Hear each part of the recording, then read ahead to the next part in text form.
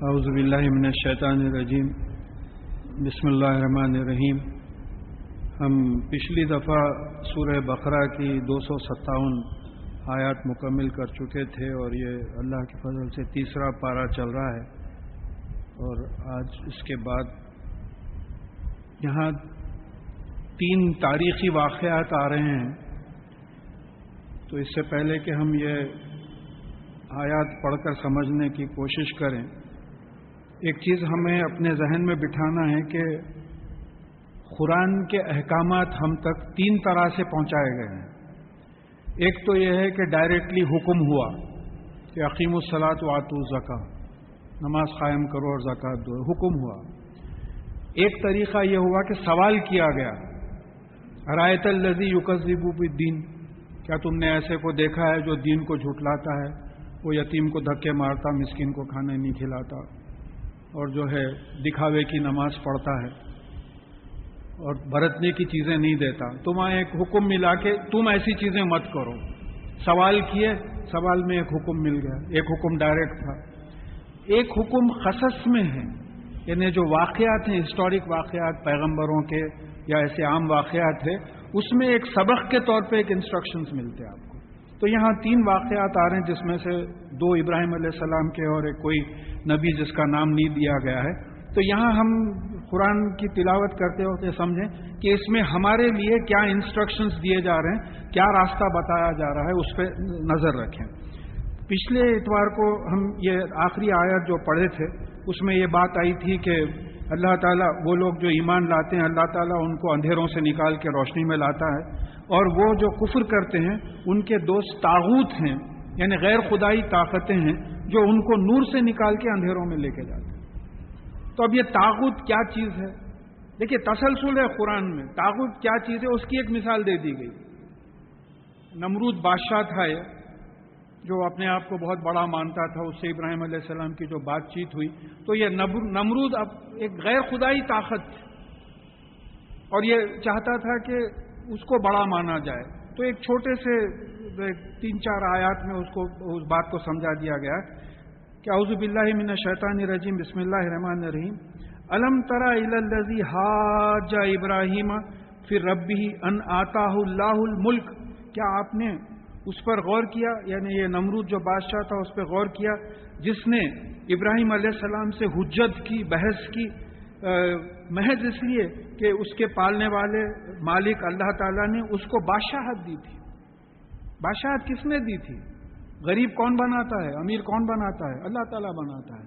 تو محض اس لیے کہ اللہ تعالیٰ نے اس کو بادشاہت دی تھی، اس بادشاہی کے گھومنڈ میں ایک غیر خدائی طاقت کے طور پہ اٹھ کے وہ ابراہیم علیہ السلام سے بحث کرنے لگا۔ تو بحث کا پہلا پوائنٹ کیا ہے کہ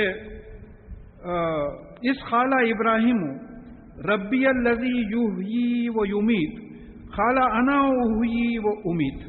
جب ابراہیم علیہ السلام نے کہا کہ میرا پالنے والا، میرا مالک اللہ وہ ہے جو زندگی دیتا ہے اور موت دیتا ہے، تو اس نے کہا کہ زندگی اور موت تو میں دیتا ہوں۔ اب اس کے ثبوت کے طور پہ جو تفاسیر میں بات آئی، 2 قیدیوں کو بلایا جس پہ موت کا حکم صادر ہو چکا تھا، اس کو جو ہینگ کر دینا تھا، مار ڈالنا تھا، اس کو چھڑوا دیا بادشاہ کی حیثیت سے، اور جو معصوم تھا جس کو چھوڑنا تھا اس کو قتل کروا دیا۔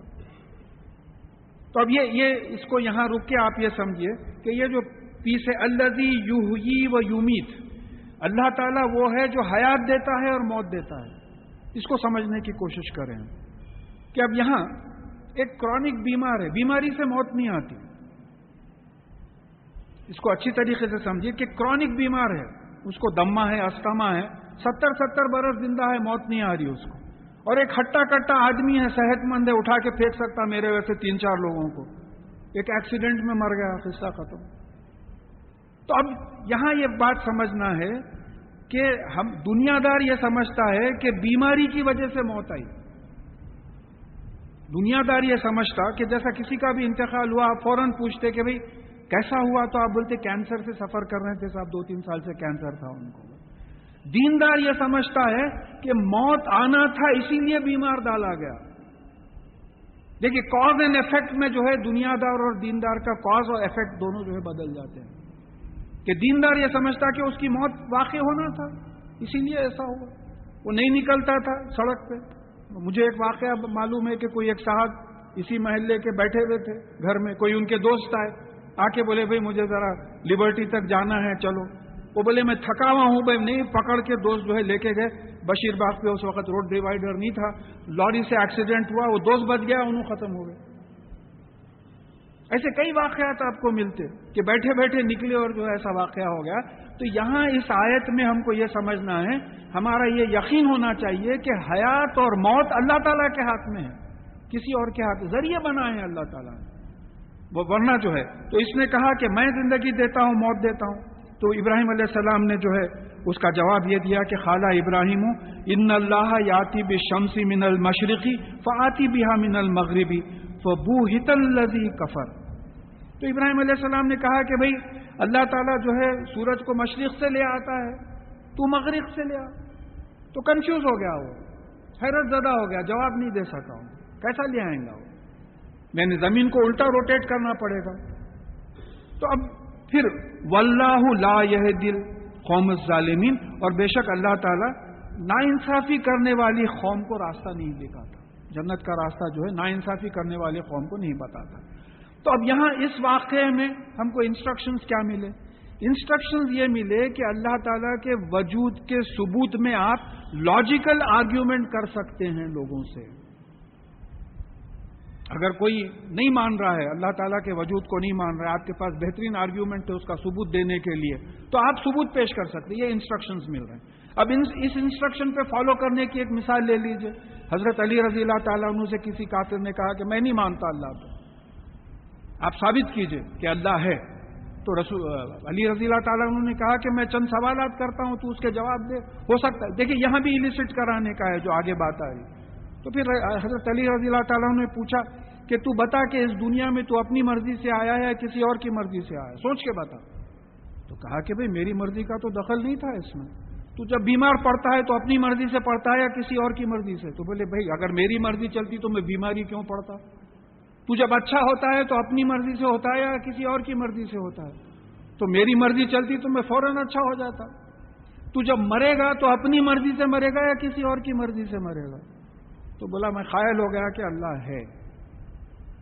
تو آپ کو قرآن سے اور صحابہ کی زندگی سے, رسول اللہ صلی اللہ علیہ وسلم کی سیرت سے بات ملتی ہے کہ لاجیکل آرگیومنٹ کر کے بھی اللہ تعالیٰ کے وجود کا ثبوت دے سکتے ہیں, قرآن کی سچائی کا ثبوت دے سکتے ہیں. جیسا میری اپنی فیلڈ ہے, قرآن اور سائنس کی فیلڈ ہے. اس میں کیا کر رہا ہوں, یہی کر رہا ہوں کہ بھئی آپ کی تحقیق یہاں سامنے ہے.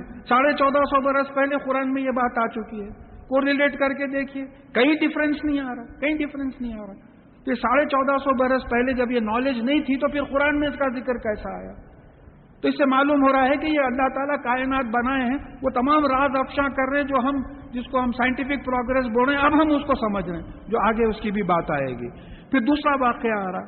اب یہاں بتاتے ہیں کہ بعض لوگ حسخل نبی ان کا نام تھا, اور نہیں معلوم, قرآن اور حدیث سے تو بات ثابت نہیں ہے. اور کلذی مر علی قریۃ وہی خاویۃ علی عروشہا, اور یا اس شخص کی طرح جو ایک گاؤں سے گزرا جو اپنے چھتوں پہ گزرا ہوا تھا, کوئی گرا ہوا تھا. کوئی نبی تھے, ایک گاؤں سے گزرے, وہ گاؤں تباہ ہو گیا تھا. پورے چھتوں پہ گرنا کا مطلب ہے کہ تباہ ہو گیا تھا. قال انا یحیی ھذہ اللہ بعد موتھا, انہوں نے کہا کہ اس گاؤں کی موت کے بعد اللہ تعالیٰ اس کو کس طریقے سے زندہ کرے گا. دیکھیے یہ تجسس, یہ کھوج نبیوں میں تھی. ابراہیم علیہ السلام کا واقعہ بعد میں آ رہا ہے. یہ کفر میں بھی تھی اور جو ہے ایمان والوں میں بھی تھی کہ معلوم کریں کہ آخر کیا ہے, کہ یہ جو گاؤں تباہ ہو گیا ہے, چھتوں پہ گر گیا ہے, اپنے فرش پہ آ گیا ہے, تو جو ہے اس کو زندہ کس طریقے سے, کون زندہ کرے گا نہیں پوچھ رہا, انا کس طریقے سے زندہ کرے گا. فاماتہ اللہ مائتہ آمن ثم بعثہ, پھر اللہ تعالیٰ نے اس نبی کو موت دے دی, 100 سال تک وہ مردہ رہے, موت کی کیفیت میں رہے, پھر ان کو اٹھایا. قال کم لبثت, پھر ان سے پوچھا کہ تم کتنے دن موت کی حالت میں رہے. قال لبثت یوما و بعض یوم, انہوں نے کہا کہ ایک دن یا اس کا کوئی حصہ, یعنی 100 برس, ان کو موت کی کیفیت میں 100 برس, ایک دن یا آدھا دن یا اس کا کچھ حصہ دکھ رہا ہے. اب اس کا ثبوت سورہ زمر 39 چیپٹر 42 آیت 42ویں آیت میں کہا گیا ہے کہ اللہ تعالیٰ تمہارا نفس 2 وقت لیتا ہے، ایک مرتے وقت جو لوٹایا نہیں جاتا، اور ایک سوتے وقت، اور جس کی موت لکھی ہوئی نہیں ہوتی اس کا نفس لوٹا دیا جاتا ہے۔ تو اب موت کا تو یہاں آپ کو وہ مل رہا ہے، سوتے وقت ہمارا اپنا ذاتی تجربہ ہے۔ بھائی کسی بھی ڈاکٹر کو بلا کے بتائیے آپ کہ وہ بولے گا کہ بھائی زندگی زندہ ہے، اس کا برین ورک کر رہا ہے، ڈائجسٹو سسٹم ورک کر رہا ہے، ہارٹ بلڈ پمپ کر رہا ہے، بالکل زندہ ہے، لیکن کون سی چیز اس سے چلے گئی ہے؟ شعور، کانشیسنیس جس کو بولتے ہیں، اویک فلنس، یہ چلے گئی ہے۔ تو نیند میں جیسا یہ شعور چلے جاتا، موت میں بھی شعور چلے جاتا۔ آپ کی گھڑی بند ہو گئی، آپ اندھیرے میں 12 بجے کے قریب آئے، سو گئے، اندھیرے میں اٹھے، بغیر گھڑی دیکھے کہ آپ بول ہی نہیں سکتے کہ آپ کتنی دیر سوئے، آپ بول ہی نہیں سکتے۔ اب بعض لوگوں کو جن کو کوما میں بے ہوش رکھا جاتا ہے بڑے بڑے آپریشنز میں، وہ تو تجربہ ہوا ہے کہ دو تین دن گزر گئے، وہ لوگ یقینی نہیں مانے کہ جو ہے 3 دن سے ہم جو بے ہوش ہیں۔ تو یہاں معلوم ہوا کہ موت میں بھی جو ہے وقت کا اندازہ نہیں رہتا، اور نیند میں بھی وقت کا اندازہ نہیں رہتا۔ اب ایک دیکھیں، یہاں ایک ہمارے خلاف ثبوت مل گیا۔ موت جب نیند کی طرح ہے تو قیامت ہوشیار ہونے کی طرح ہے۔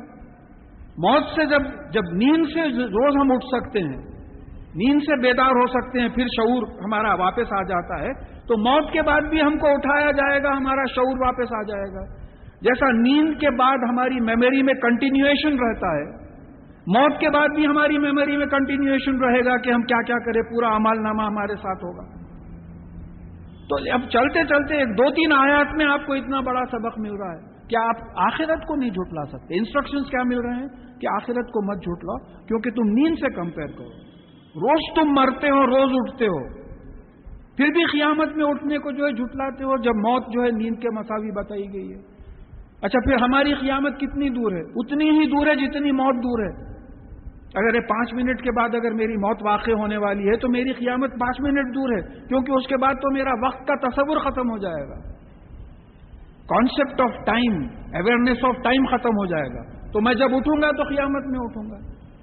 تو یہاں اس بات کی جو بات آ رہی ہے، تو پھر کہا کہ خالا بل لبستا مائتن آما، کا کہا کہ نہیں، تم 100 سال جو ہے مردے کی کیفیت میں رہے ہو، 100 سال تک جو ہے مردے کی کیفیت میں رہے۔ تو اب یہاں جو ہے نیند کو موت سے کمپیئر کر کے آخرت کا ثبوت، یہ تمام چیزیں آ رہے ہیں۔ پھر کہا کہ فنظر الی طعامک و شرابک لم یتسنى، کہ کہا کہ تم اپنے کھانے کی طرف اور اپنے پینے کی جو چیز ہے، پانی ہو جو بھی ہے، اس کی طرف دیکھو کہ اس پہ برسوں کا اثر نہیں ہوا ہے۔ 100 برس گزر گئے ہیں لیکن تمہارا کھانا جیسے کا ویسا ہے۔ یہاں رکنا ہے بہت۔ 100 برس گزر گئے ہیں، تمہارا کھانا جیسے کا ویسا ہے، دیکھو تم۔ اب یہ جو ہے اللہ تعالیٰ بغیر کسی انسٹرومنٹ کے کرائے۔ ہمارے پاس ڈیپ فریزز ہیں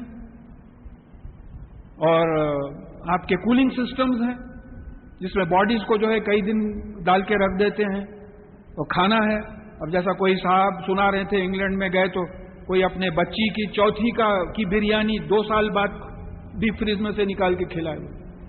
شادی ہو کے 2 سال ہو گیا، اس میں سے نکالے، گرم کر کے کھلائے، بولے بچی کی چوتھی میں تم نہیں تھے، لے لو اس میں سے کھاؤ۔ تو اب ایک بات معلوم ہوئی کہ اللہ تعالیٰ نے معجزہ کیا ہے، اس وقت تک جو نالج ہم کو نہیں آئی تھی وہ نالج اللہ تعالیٰ کو تھی، تو بغیر ذریعوں کے اللہ تعالیٰ نے کھانے کو ڈیپ فریز کی وجہ سے جو ہے جیسا تھا ویسی رکھا۔ تو اب یہاں ایک بات معلوم ہوتی ہے کہ preservation of ingredients for resurrection of the bodies, یعنی جن چیزوں کی چیزیں بنی ہوئی رہتی ہے، جن انگریڈینٹس کو، ان کو پریزرو کرنا اللہ تعالیٰ جانتا ہے۔ آج آپ سائنس اور ٹیکنالوجی پروگریس ہوئی تو آپ کر رہے ہیں۔ جنت کا ڈسکرپشن دیجیے آپ، کہا کہ اس میں شہد کی نہریں ہوں گی، تو کوئی بولے صاحب شہد کی مکھیاں اتنے کہاں سے آئیں گے؟ ہاں، دودھ کی نہریں ہوں گی تو اتنے بھینسیں کہاں سے آئے گی؟ شراب کی نہریں ہوں گی تو انگور کے اتنے کھیت کہاں سے آئیں گے؟ تو اللہ تعالیٰ کو ذریعوں کی ضرورت نہیں ہے، یہ بتا رہے ہیں۔ اللہ تعالیٰ کو ذریعوں کی ضرورت نہیں ہے۔ پھر اس کے بعد میں آگے چلیے، بالکل لیٹسٹ لیجیے آپ، 1 سال پہلے کی بات ہے۔ ڈاکٹر عبد الباسط مصطفیٰ مصر کے، وہ سورہ یوسف کی تلاوت کر رہے تھے۔ یہ آپ کے بنگلور سے اسلامی میگزین اسلامک وائس میں یہ نیوز آئی تھی، میں اس کو پورے ڈیٹیلز نوٹ کر کے رکھا ہوں. ڈاکٹر عبد الباسط مصطفیٰ سورہ یوسف کی آیت، سورہ یوسف کی تلاوت کر رہے تھے. غالباً 95, 96, 97 آیت میں یہ ذکر آیا ہے کہ یعقوب علیہ السلام کی بینائی چلے گئی تھی، سفید ہو گئے تھے آنکھ، اور اکثر کیٹریکٹ میں آنکھیں سفید ہوتی ہیں. تو کیونکہ میں بھی اس کا شکار ہوں، کیٹریکٹ کا میرا بہت پہلے آپریشن ہوا تھا، تو سفید ہو جاتی ہیں آنکھیں. تو یوسف علیہ السلام نے اپنے بھائیوں کو اپنا خمیز دیا تھا کہ یہ لے کے جا کے یعقوب علیہ السلام کے چہرے پہ ڈالو، انشاءاللہ ان کی بینائی آ جائے گی. تو جیسے ہی وہ بھائی واپس آ رہے تھے، مصر کے قریب تھے، تو یعقوب علیہ السلام نے، دیکھیں یہ پورا اشارہ دے رہے ہیں، یعقوب علیہ السلام نے کہا کہ مجھے یوسف کی بو آتی ہے. بو کائے کی آئے گی؟ پسینے کی بو آئے گی نا بھئی، منہ کی بو تو نہیں آئے گی، یا ان کے پرفیوم کی بو تو نہیں آئے گی. کسی کی خاص، کسی کے پسینے میں بہت بری بو پر رہتی، بعض کے پسینے میں بو نہیں رہتی. تو یوسف کی بو آ رہی ہے. تو ان کے گھر والوں نے کہا کہ پھر آپ پہلے کی ویسی بہکی ہوئی باتیں کر رہے ہیں. اتنے میں بھائی خمیز لے آئے، خمیز لا کے ان کے چہرے پہ ڈالتے ان کے بینائی آ گئی. اب یہ ڈاکٹر عبد الباسط مصطفیٰ صاحب کو یہ فکر لگی کہ بھئی یہ خمیز میں کون سی ایسی چیز تھی جس سے جو ہے ان کا کیٹریکٹ چلے گا. تو خیال آیا کہ خمیز میں تو پسینے کی بو ہونا چاہیے. تو وہ فوراً جو ہے سویٹ گلینڈز جو ہوتے ہیں اس کے پورے سویٹ گلینڈ سے جو ایکسکریشنز ہوتے وہ جمع کر کے اس کے آئی ڈراپس ڈیولپ کیے. پہلے کچھ جانوروں پہ ٹیسٹ کیے، اس کے بعد میں 250 انسانوں پہ ٹیسٹ کیے. تو 15 دن میں 2 وقت ڈراپس ڈالنے سے 15 دن میں ان کا کیٹریکٹ صاف ہو گیا. یہ ہے قرآن. 1450 برس پہلے واقع سورہ یوسف میں ایک معجزہ تھا. وہ شرٹ ڈالے، اور اب یہ سائنٹیفک ریسرچ معلوم ہوا کہ بھئی پسینے کے انگریڈینٹس میں ایسے کمپاؤنڈز رہتے ہیں جو کیٹریکٹ کو ڈیزالو کرتے ہیں، اور بغیر آپریشن کے جو ہے کیٹریکٹ صاف ہوتا ہے. تو سوئٹزرلینڈ کی ایک فارماسیوٹیکل کمپنی جو ہے میڈیسن فرام دی قرآن کے نام سے اس کو مارکیٹ کر رہی ہے. پوری دنیا میں ثبوت مل گیا. چلیے یہ بھی ہو گیا. اب آئیے آج کی رات کا، یعنی بیفور ٹائم جو معجزے ہوئے ہیں.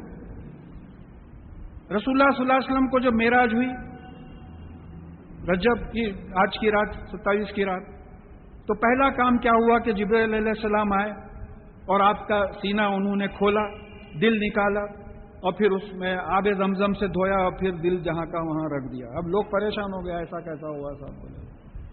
یہاں سے سٹون تھروئنگ ڈسٹینس میں ہاسپٹلز ہیں جب بائی پاس سرجری ہو رہی ہے. حیدرآباد میں اس وقت 7-8 دواخانے ایسے ہیں جہاں سینہ کھول کے دل نکالا جا رہا ہے، کلاٹس نکال رہے ہیں، جو بھی ہے کر کے پھر سیل کر دیا جا رہا ہے. انسان کر رہا ہے تو یقین آ گیا، اللہ تعالیٰ بغیر انسٹرومنٹ کے کروا رہے ہیں تو شک ہو گیا. بولے میرا جسمانی نہیں ہوئی، نعوذ باللہ، اس قسم کی باتیں کرنے لگے. تو ٹائم سے پہلے اللہ تعالیٰ نے ایک معجزہ کروایا تھا. رسول اللہ صلی اللہ علیہ وسلم کا جو ہے سینہ کھلوایا تھا. میں چاک کا لفظ استعمال نہیں کروں اس واسطے کہ چاک کا لفظ کوئی بھی نہیں سمجھتا. سینہ کھولا، دل اندر سے، قلب بھی نہیں بول رہا ہوں میں، دل نکالا، اس کو آب زمزم کا جو پانی ہے کنویں کا اس سے دھویا، دھو کے پھر اندر رکھا اور پھر اس کو سیل کر دیا. ہو گیا. اچھا چلیے، اس کے بعد میں کیا ہوا؟ براق نامی ایک جانور ٹائپ کی کوئی چیز لائی گئی. ہم کو نہیں معلوم براق لفظ ہے، بیر خاف. براق برق سے ہے، برق بجلی ہے. بجلی is electromagnetic radiation. Electromagnetic radiation کی speed 3 lakh kilometres per second ہوتی ہے. 3 لاکھ کلومیٹرز پر سیکنڈ ہوتی ہے. تو براق کے بارے میں آیا ہے کہ اس کا ایک ایک قدم حد نظر تک پڑتا تھا. حد نظر کیا ہے؟ ایک سیکنڈ میں ایک نظر ڈالے تو 3 لاکھ کلومیٹر تک آپ کی نظر چلے گی. آپ کو اندازہ ہی نہیں ہے. یہ میڈیکل سائنس میں بتا دیے معجزہ، اسپیس سائنس میں بتا دیے کہ اس سے جو ہے راتیں رات مسجد اقصیٰ گئے. اور کئی کتابوں میں یہ بات آئی ہے کہ آپ بستر سے اٹھ کے جو گئے تھے، واپس آنے تک بستر پہ آپ کی جسم کی گرمی موجود تھی. یہ ہے ریلیٹیوٹی، تھیوری آف ریلیٹیوٹی. اب میں کیا سمجھاتے بیٹھوں اس کو؟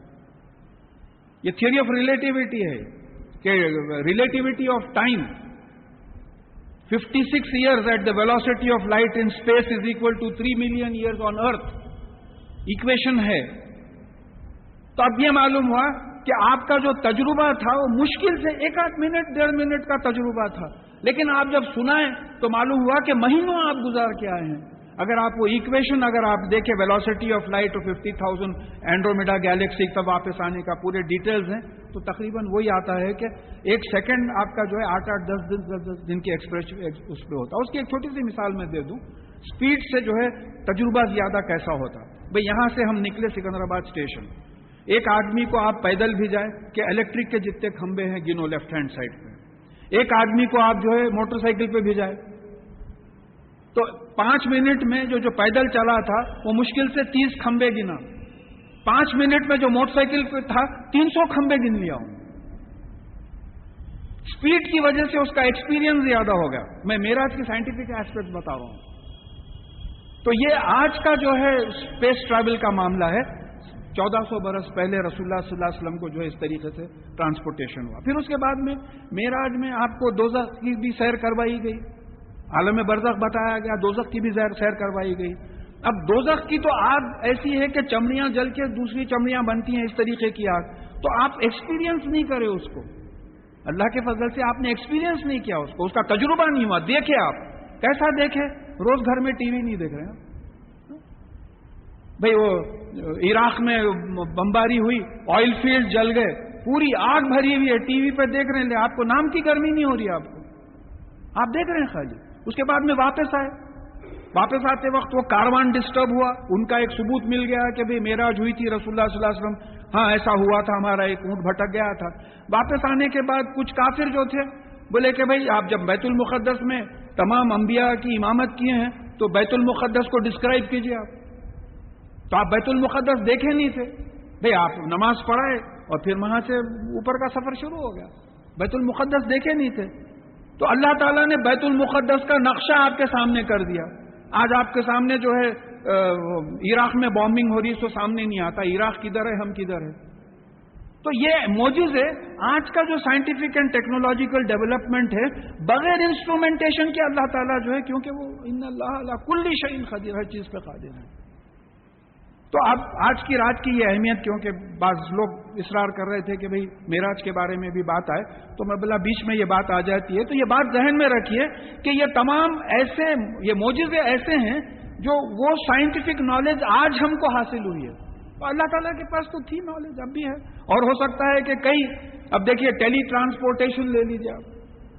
सुलेमान अलैहिस्सलाम का दरबार है, उन्होंने कहा कि कौन है जो मलके बिल्किस का तख्त मेरे पास लाएगा. एक जो जिन था उसने कहा कि आप यहां से दरबार बर्खास्त करने से पहले मैं लेके आता हूं.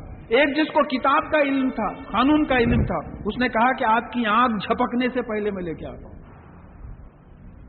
तो तख्त आ गया.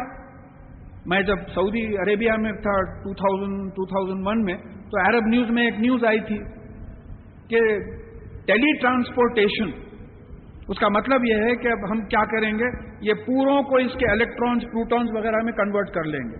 उसके बाद में ये velocity of light 3 lakh kilometre पर सेकंड की रफ्तार से न्यूयॉर्क पहुंचेगा, फिर रीअसेंबल होगा, पलक झपकने तक वहां जाएगा और रीअसेंबल होगा. तो पहला फोटोन इस तरीके से सक्सेसफुली ट्रांसपोर्ट करे हैं. 3 साल पहले की बात है, मैं टच में नहीं हूं, रिटायर हो गया हूं, मैं टच में नहीं हूं. तो 3 साल पहले की बात है कि जो है एक फोटोन जो है इस तरीके से ट्रांसपोर्ट करे थे. तो सुलेमान अलैहिस्सलाम के जमाने में जो मोजिज़ा हुआ था बगैर ये तमाम इंस्ट्रूमेंटेशन के. तो यहां अल्लाह ताला की बड़ाई का हमको अंदाजा करते हुए आगे बढ़ना है. फिर उसके बाद में कहा कि वंजुर इला हिमारिक, और तुम अपने गधे की तरफ देखो. गधा साथ था, वो नबी जो थे अलैहिस्सलातु वस्सलाम, वली नजअलका आयातल लिन्नासी. और ये सब हमने इसलिए किया कि इंसानों के लिए तुमको एक निशानी बना. क्या निशानी बना दे कि देखो जैसा इनको उठाया गया है तुमको भी जो है मौत के बाद उठाया जाएगा, और जैसा इनको टाइम का अंदाजा नहीं है तुमको भी टाइम का अंदाजा नहीं रहेगा. अब कैसा उठाएगा? वंजुर इलल इजामी कैफा नुनशिजुहा सुम्मा नक्सुहा लहमा. تو آپ اپنے گدھے کی طرف دیکھیے کہ کس طرح ہم ہڈیاں کھڑا کرتے ہیں اور اس پہ گوشت پہناتے ہیں. پورا ڈیمانسٹریٹ کر دیا، کیونکہ اب ماں کے پیٹ سے نکلنے کی پیدائش تو نہیں رہی.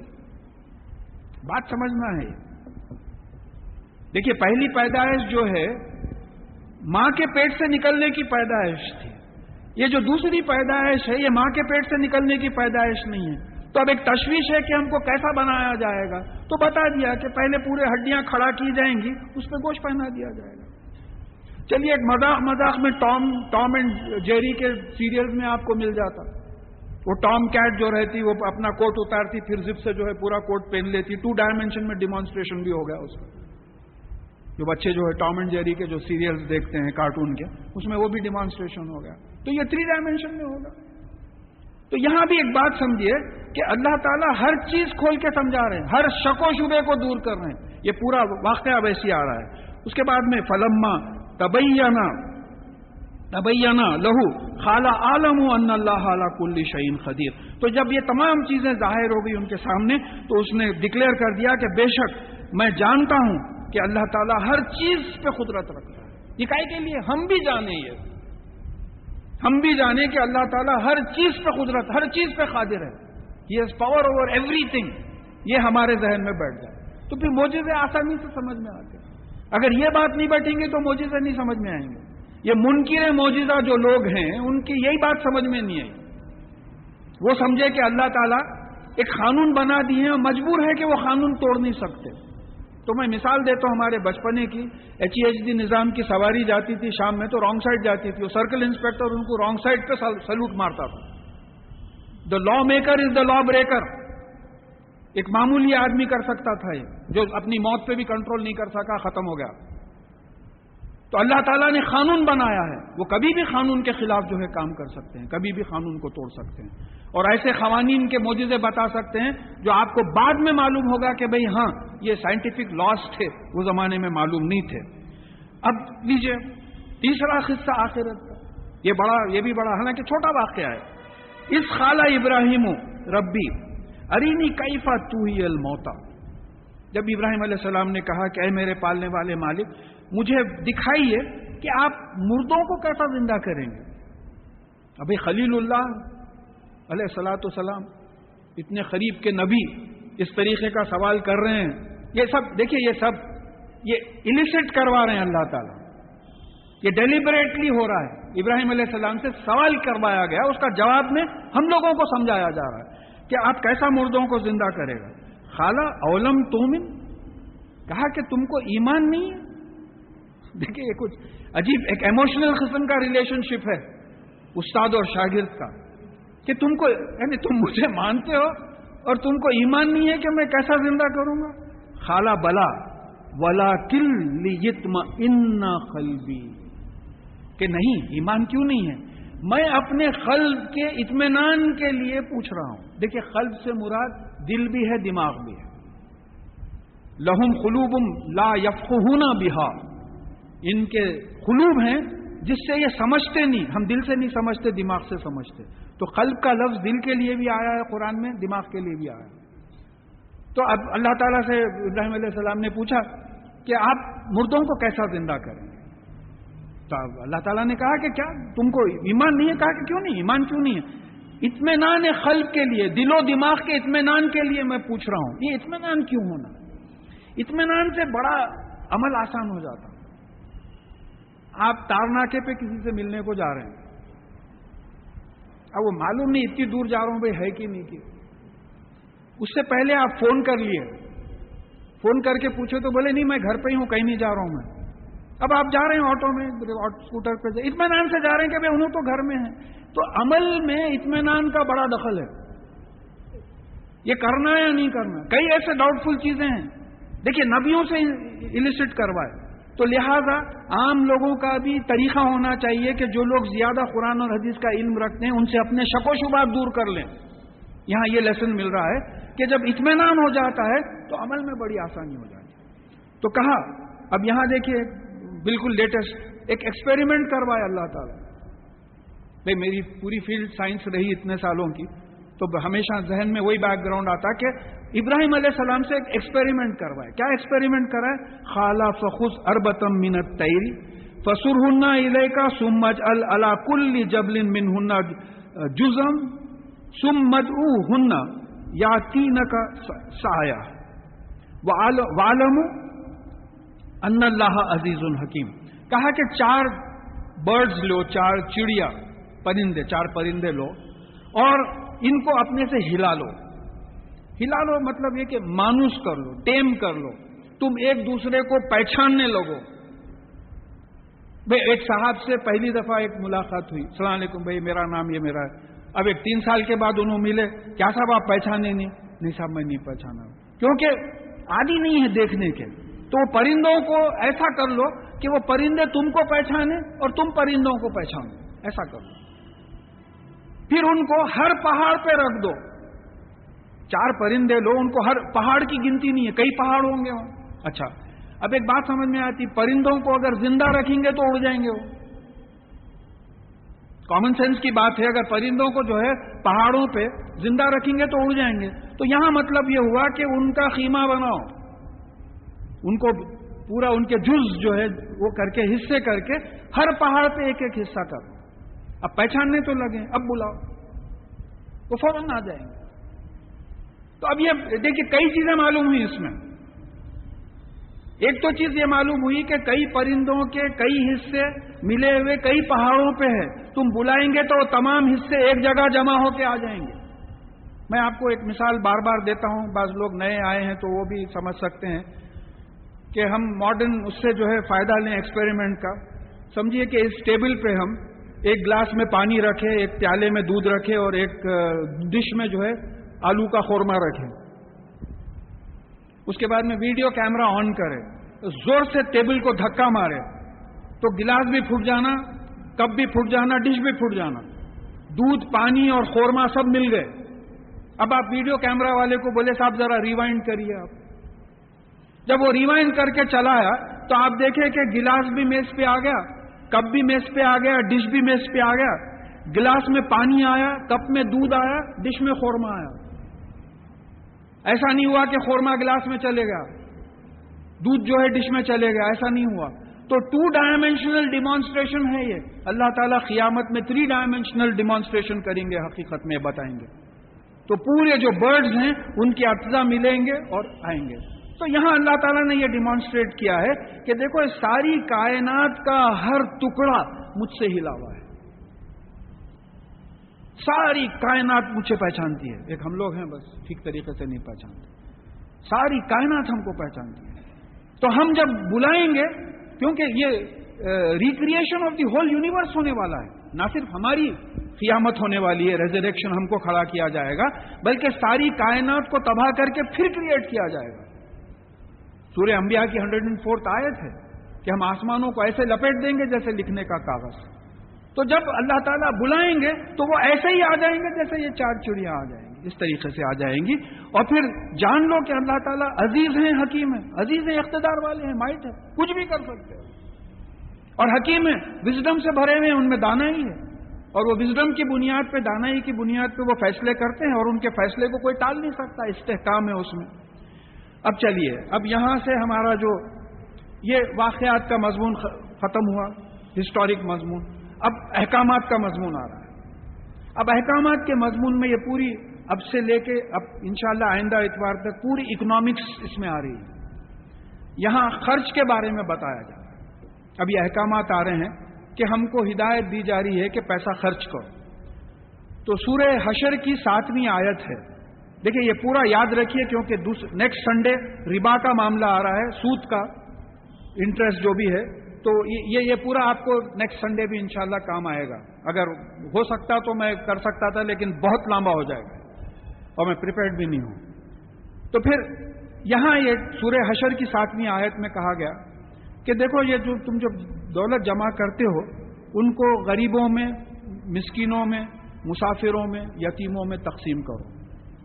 ایسا نہ ہو کہ دولت تم ہی لوگوں میں گھومتی رہے. تو جو لوگ اکنامکس پڑھے ہوئے ہیں ان کو معلوم کرنا چاہیے کہ اسلامک اکنامکس کہ money should flow from the rich to the پور.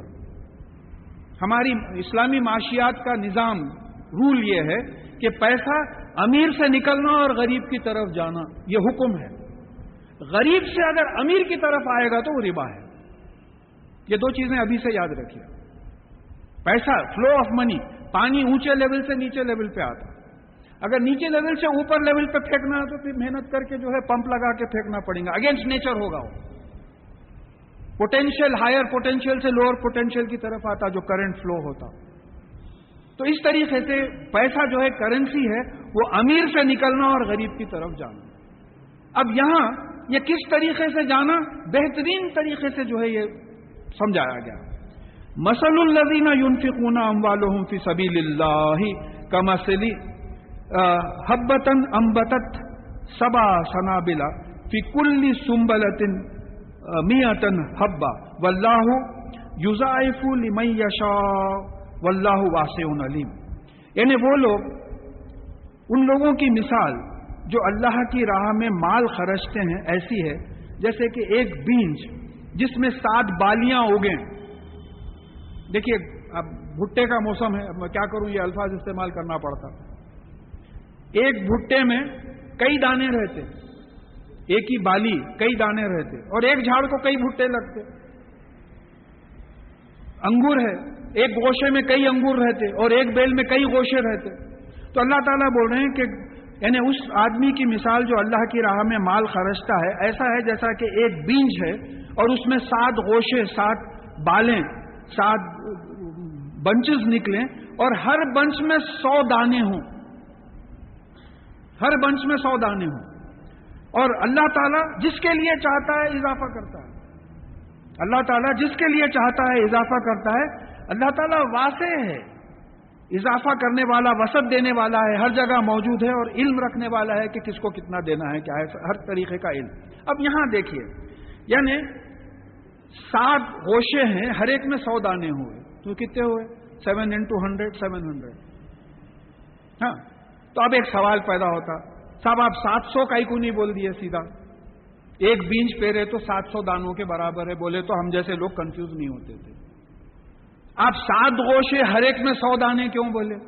7 کا کچھ نمبر ہے۔ تو اگر آپ انشاءاللہ پڑھیں گے، ہم دیکھیں گے کہ خیرات قبول ہونے کے 7 شرائط ہیں، جو میں جہاں تک تفاسیر دیکھا ہوں اس میں نہیں ملے، اس کو انلسٹ نہیں کریں۔ 7 شرائط ہیں، یہ 7 شرائط پورے ہوں تو پھر خیرات قبول ہوگی، نہیں تو نہیں ہوگی۔ اچھا، پھر یہیں پہ آپ سمجھ لیجئے کہ آپ کو بینک 100 روپے پہ 8 روپے 7 روپے کچھ انٹرسٹ دیتا ہے، ایک بہت بڑا آرگنائزیشن ہے، کچھ دیتا ہے تو بہت ہوا، 100 روپے پہ 20 روپے دیں گا، 30 روپے دیں گا، 100 کے 130 ملیں گے۔ یہاں 100 روپے اگر آپ انویسٹ کریں گے، غریبوں پہ خرچیں گے، دین میں خرچیں گے، تو 70,000 روپیہ آپ کو ملیں گے، کیونکہ 700 ٹائمز 700 into 100 is 70,000 اتنا ملے گا۔ تو اب ہم یہ سمجھنے کی کوشش کریں گے کہ اللہ تعالیٰ واسع ہیں، وسعت دینے والے ہیں، دولت دینے والے ہیں، ہر جگہ موجود ہیں، دونوں باتیں آتی ہیں، اومنی پوٹنٹ ہے، اومنی پریزنٹ ہے۔ تو اب اس کے کنڈیشنز آ رہے ہیں۔ پہلا کنڈیشن آ رہا ہے، یہ خیرات قبول ہونے کا پہلا کنڈیشن، الذین ينفقون اموالهم فی سبیل اللہ ثم لا یتبعون ما انفقوا منا ولا اذى لهم اجرهم عند ربهم ولا خوف علیہم ولا هم يحزنون۔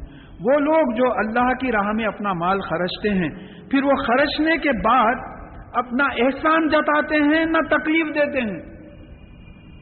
2 کنڈیشنز